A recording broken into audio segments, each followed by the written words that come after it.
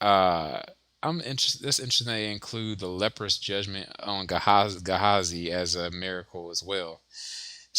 Because we all, at least in my Western Christian view, I always think of miracles as like these good things. But I don't really think, I don't really, my brain is always trained to think of miracles as always positive. But if you think about it, remember the 10 plagues that God sent and empowered Moses to do pretty much all of them. He worked through Moses to do them. Those weren't good things. Those were bad things. Uh, and here, God uses Elisha to put leprous judgment on Gehazi because remember, we just read about that or talked about that. He took basically $84,000 in modern day money or 150 pounds of silver that he wasn't supposed to and lied about it. I kind of wonder what would have happened if Gehazi hadn't lied about it. Yeah, his servant Gehazi.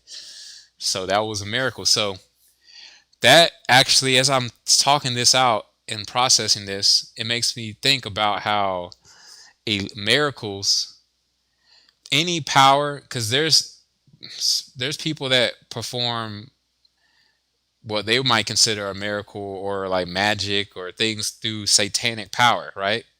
So there's God's power and there's the devil's power. And some folks might be using like Ouija boards and tarot cards and all kind of stuff to try to duplicate or fake God's power, right? To act like prophets, but they're really like fortune tellers or whatever, doing things to like see into the other world, in the spirit world, trying to like reconnect with old loved ones and all that kind of stuff. Where am I going with all this?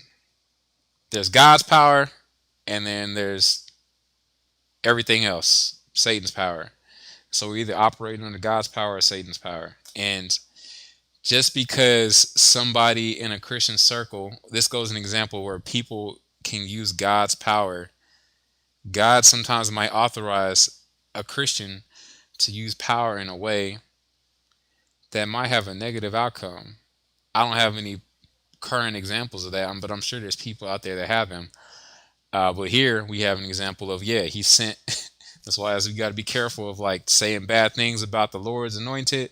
That's why I try to be really careful about saying anything negative about pastors or any type of leadership. Because, yeah, he sent bears to unalive some young boys